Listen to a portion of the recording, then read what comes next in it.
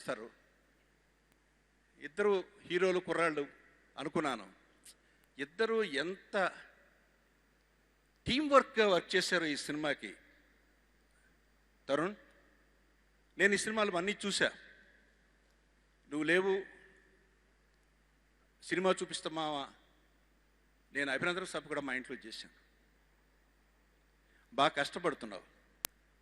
నీ గురించి నేను ఈ సోషల్ మీడియాలో ఎవరో కొంతమంది రాస్తే నేను అడిగే విష్ణుని, ఎరా కుర్రాడి గురించి ఏదో రాస్తున్నాడు, లేట్గా వస్తున్నాడు, అది ఇది అని నిజమేనా అని.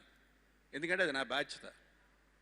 చెప్పాడు, చాలా డిసిప్లైన్డ్, అసలు దేంట్లోనూ వేలు పెట్టినవాడు, అంత మంచి కుర్రాడిని మీరు చూసుండ్రు అంకుల్ అన్నాడు. రియల్గా నువ్వు అలాగే మెయింటైన్ చేయి. మీరంతా కావాలి, ఇండస్ట్రీకి కావాలి. ఇలాంటి సినిమాలు 10 సినిమాలు తయారు కావాలి.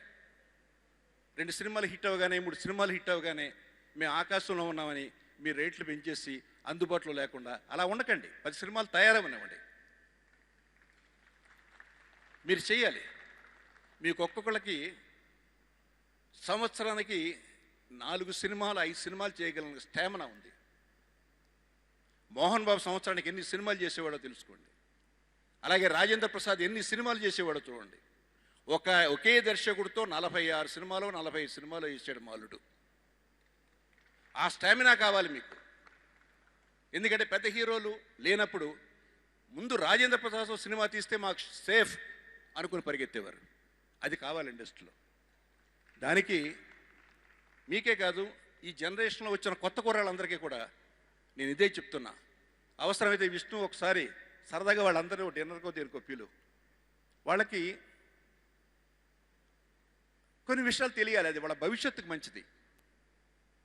ఎప్పుడైనా అవసరమైతే I will take a class అంటే పీకే క్లాస్ కాదు, నేర్పే క్లాసు.